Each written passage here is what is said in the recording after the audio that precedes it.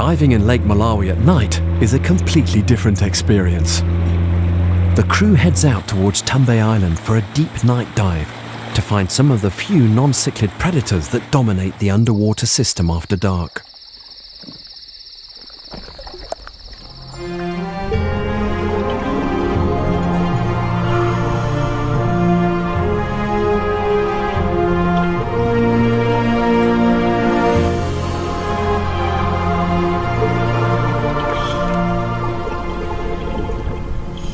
Catfish are out in force, swimming through the rocky grooves with the snoutfish.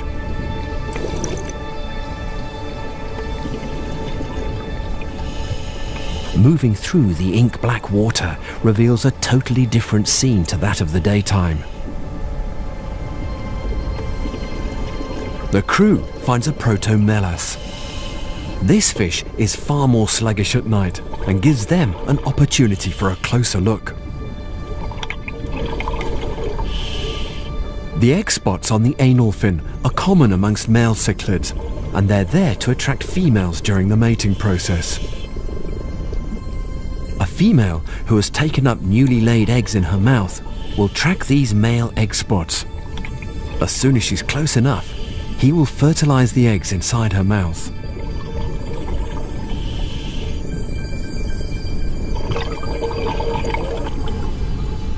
The depth doesn't afford the crew much dive time, and before long, it's time to navigate back to the dark surface.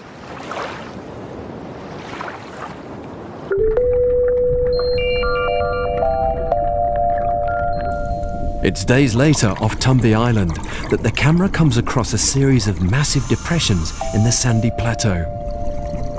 Huge symmetrical bowls have been excavated in the lake bed, some over 2 meters wide.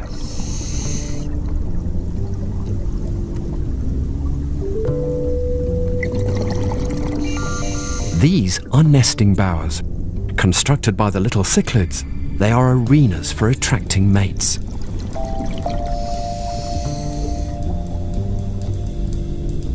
Most of these were so big that we could literally fit into them, and we knew that fish had made them.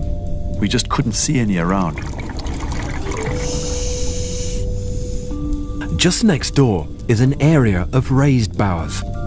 Instead of excavating, the fish have built these sandcastle-shaped bowers, with the flat tops forming a focal point for male courtship displays.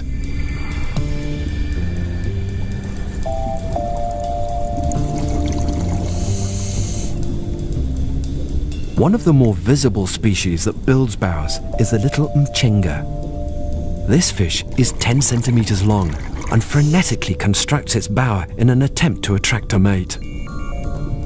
This involves an ongoing excavation process, and the fish keeps depositing sand along the rim, building the site higher and higher.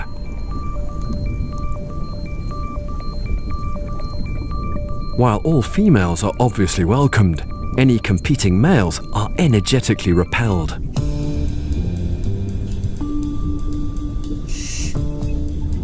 This frenetic behavior indicates that a female is nearby, and the male's tenacity level goes up a notch.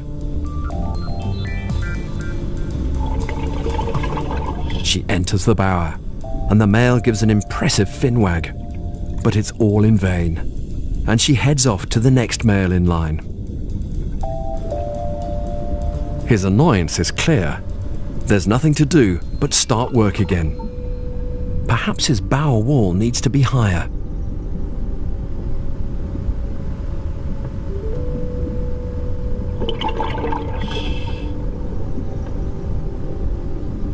The team has been diving in Lake Malawi for a week now, but they've not seen any of the behavior that the cichlids are most famous for. It's all about mouth brooding in the next and final episode of this series.